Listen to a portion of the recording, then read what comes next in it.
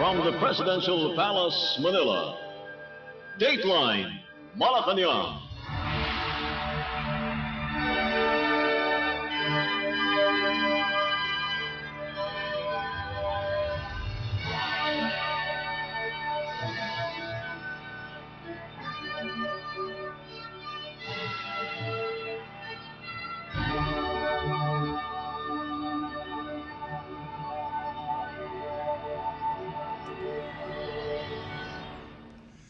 Good day.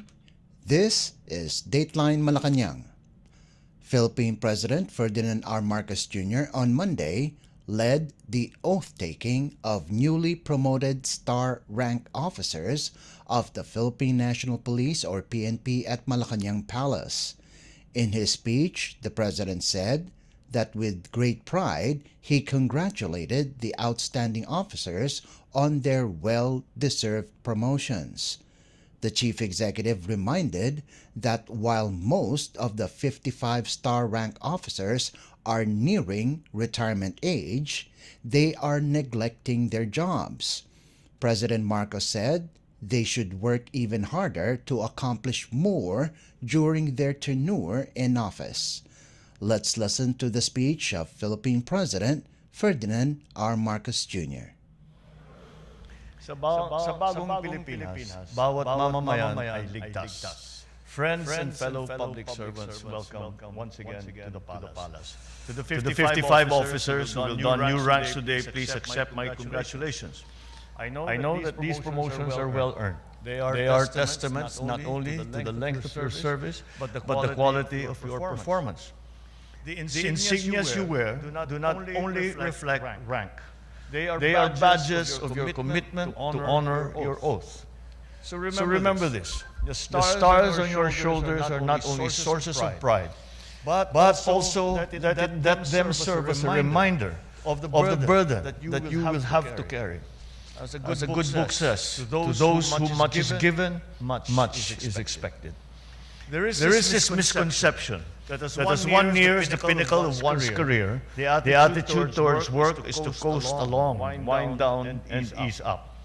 I believe the opposite. As curtains may close, the dutiful will serve and will keep the best for the last. The devoted will never cease fighting. The dedicated will bow out in spectacular fashion. Each one of you will spend the last mile of your glorious journey, not counting the days to your retirement, but chalking up and receiving greater success and showing off more achievements. Because that is the only way that we can honor the trust that our people have given. To work for them until the very last day, the last hour, the last minute of your service.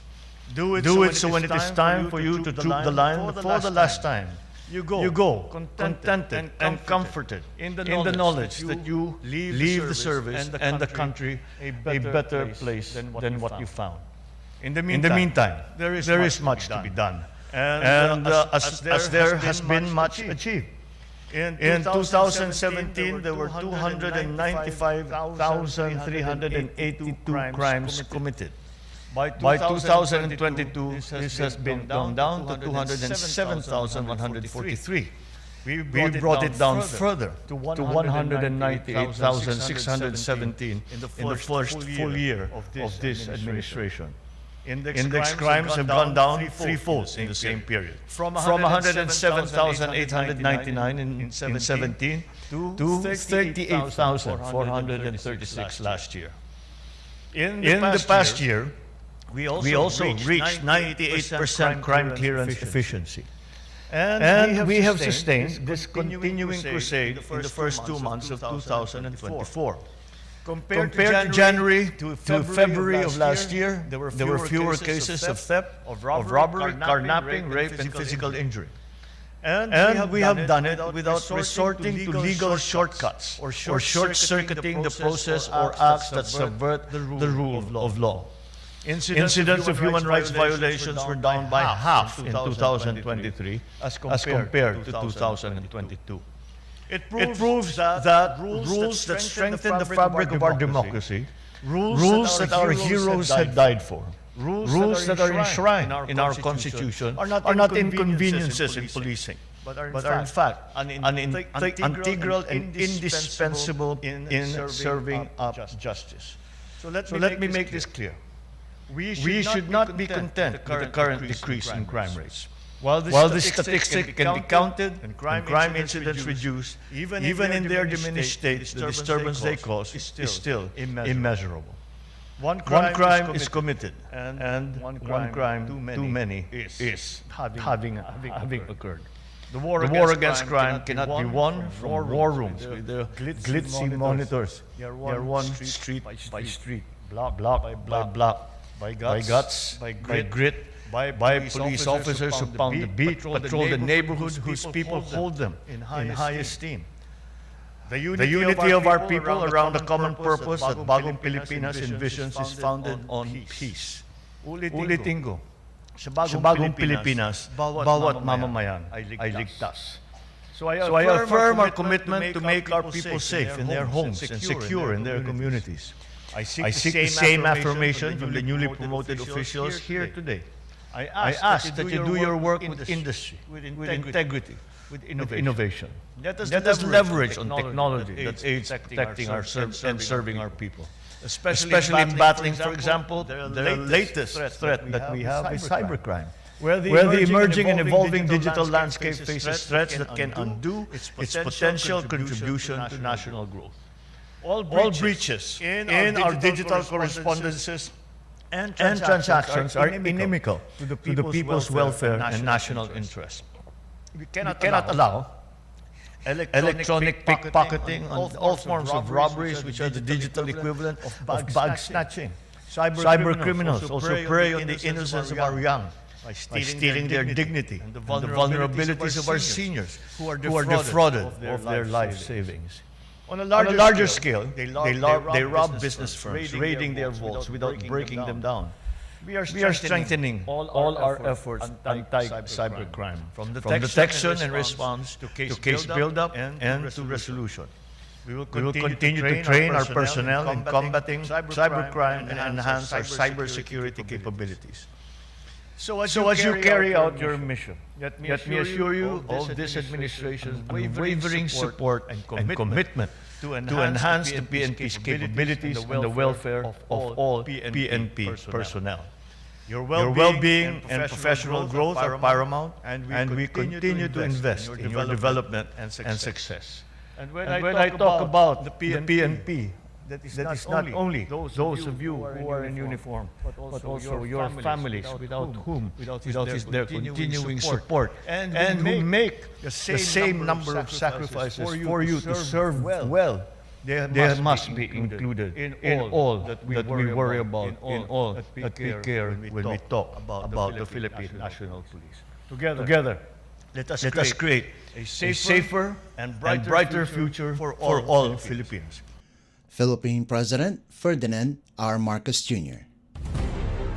Dateline Malacañang.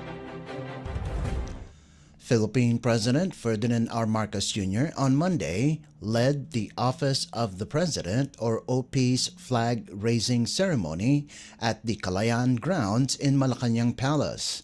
The event serves as the first day of the OP's 127th anniversary celebration that carries the theme Pagkakaisa Tungo sa Masiglang Bagong Pilipinas, which aims to pursue the administration's vision for a total and comprehensive transformation of the nation. In his keynote message, President Marcos Jr. acknowledged the significant efforts of OP employees who contribute to the nation's progress, underscoring that each personnel should fulfill their responsibilities not for personal gain but for the service of the Filipino people towards building a Bagong Pilipinas or New Philippines. The chief executive also emphasized that humility is the best trait of a civil servant, as this will benefit every Filipino. President Marcos added that as civil servants, all of what they are doing is for the country and countrymen in hopes of a better future. By virtue of Administrative Order or AO number 322 series of 1997, the office of the President was declared to be officially created on March 22, 1897, following the Tejeros Convention, when General Emilio Aguinaldo was elected President of the Philippine Revolutionary Government. Dateline Malacañang. Philippine President Ferdinand R. Marcos Jr. on Monday condemned the killing of 4 government troops in an ambush in Maguindanao del Sur province on March 17th. In an ex-post, the president said the incident would strengthen the government's commitment to halt terror acts in the country. The chief executive said his administration remains resolute in its commitment to ensure that justice is served for the fallen soldiers. President Marcos also said he has instructed the immediate provision of benefits and assistance to support the families they left behind. According to the 6th Infantry Division, the victims were killed while on board a civilian vehicle on their way back to the patrol base in Tuwayan 1, Datu Hofer, Maguindanao del Sur at 10 o'clock in the morning. The victims were said to have been returning from buying food for iftar for the Muslim community in their area, which they often did during Ramadan.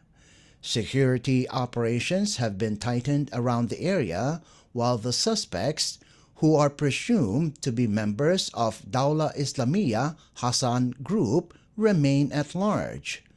Armed Forces of the Philippines or AFP Chief General Romeo Browners Jr., for his part, said the military will hunt down the perpetrators behind the fatal ambush of the soldiers.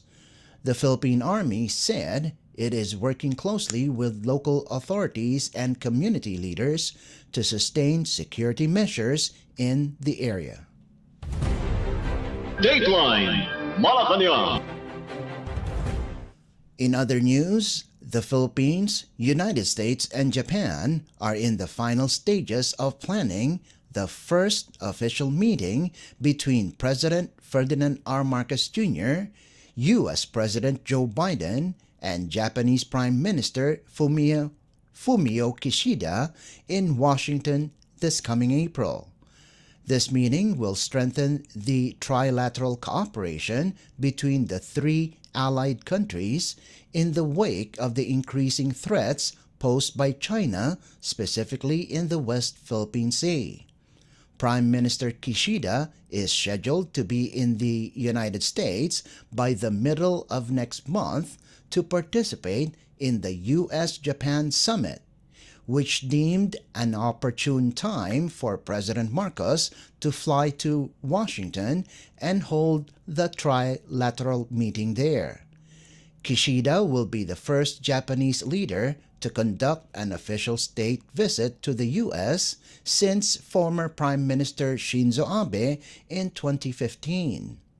According to reports, talks with Biden is scheduled on the 10th of April, followed by an address at the joint session of the U.S. Congress the following day.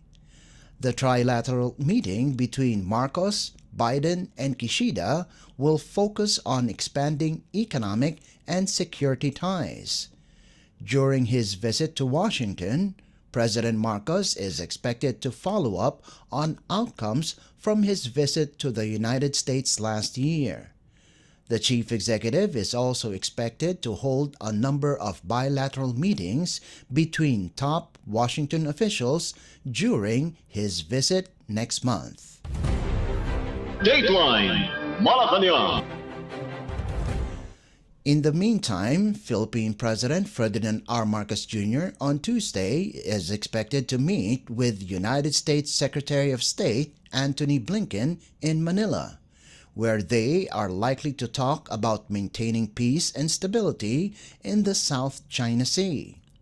This will be Blinken's second time to visit the Philippines since August of 2022. In a statement, Department of Foreign Affairs or DFA Secretary Enrique Manalo said the visit will bolster U.S.-Philippine relations. Manalo said they intend to review regional and global developments that have significant implications for our mutual security, economic growth, and shared aspirations. The DFA Secretary added that the recent Presidential Trade and Investment Mission, or PITM, headed by U.S. Commerce Secretary Gina Raimondo, will also be discussed. Secretary Raimondo early this month, led the first ever PITM, which was expected to bring in around $1 billion in investments. Dateline Malacañang. Philippine President Ferdinand R. Marcos Jr. on Monday met with the Philippine Military Academy or PMA Matapat class of 1979 during a courtesy call at the President's Hall in Malacañang Palace. The class's visit aims to reaffirm their commitment to the President and support towards the administration's development goals. During the event, they introduced Resolution 2024-005 recognizing the President, the Commander-in-Chief of the Armed Forces of the Philippines, or AFP, as a distinguished member of the PMA Matapat class of 1979. They reiterated their firm resolve to uphold the highest standards of integrity and professionalism, to serve the Filipino people and safeguard the nation's sovereignty and security. President Marcos commended the class for their dedication to the principles of duty, honor, and to the country, as well as expressed his gratitude for their continued support and loyalty. Dateline Malacañang. The Philippines Department of Migrant Workers, or DMW, Department of Foreign Affairs, or DFA, and Overseas Workers Welfare Administration, or OWA, released a joint statement with regards to the continuous chaos made by gangs in Haiti. According to the statement, 63 Filipino wishes to go back home to the Philippines after the DFA issued an Alert Level 3 in Haiti, meaning there would be a voluntary repatriation for Filipinos in the country. There are around 115 Filipinos staying in Haiti. The DFA is currently awaiting for confirmation from other Filipinos who wishes to go back to the Philippines. The DMW, DFA, and OWA are looking for flights to accommodate the repatriation of the 63 Filipinos, as airports in Haiti have been closed and have restricted incoming flights heading to the capital city of Port-au-Prince. There have been no Filipinos affected or injured in the country as of yet due to the continuing security crisis. The Philippine Embassy in Washington is closely coordinating with the DMW Migrant Workers Office, with the Philippine Consul General in Haiti and the Filipino community with regards to the planned repatriation. Situation in the Caribbean island continues to worsen due to the disputes of different groups. Reports say that numerous civilians have died and injured. Dateline Malacañang. And finally, United States Indo-Pacific Command, or US Indo-PACOM, Commander Admiral John Aquilino praised the resolve of Department of National Defense, or DND Secretary Gilbert Chodoro, and Armed Forces of the Philippines, or AFP Chief of Staff General Romeo Bronner Jr. on the latest incident at the Ayungin Shoal. This was stated by Admiral Aquilino along with U.S. Ambassador to the Philippines Mary Kay Carlson during their visit to the DND, where they discussed the security issues which is of mutual interest for both countries. The meeting centered on the defense capabilities of the Philippines and the implementation of the Comprehensive Archipelagic Defense Concept, or CADC. The officials agreed to fast-track the promotion of a General Security of Military Information Agreement, or SOMIA, that will strengthen the collaboration between the forces of both countries in the field of information technology. Dateline Malacañang. Before we conclude our program, we would like to invite everyone to come and visit our Facebook page and YouTube channel at Radyo Pilipinas World Service. You will be able to hear and view our Filipino and English programs, including news updates here in the Philippines. Kindly subscribe, like, and share our posts as well. And that concludes this edition of Dateline Malacañang. For Radyo Pilipinas World Service, this is Leo Magpayo. Good day and stay safe. From the Presidential Palace, Manila, Dateline Malacañang.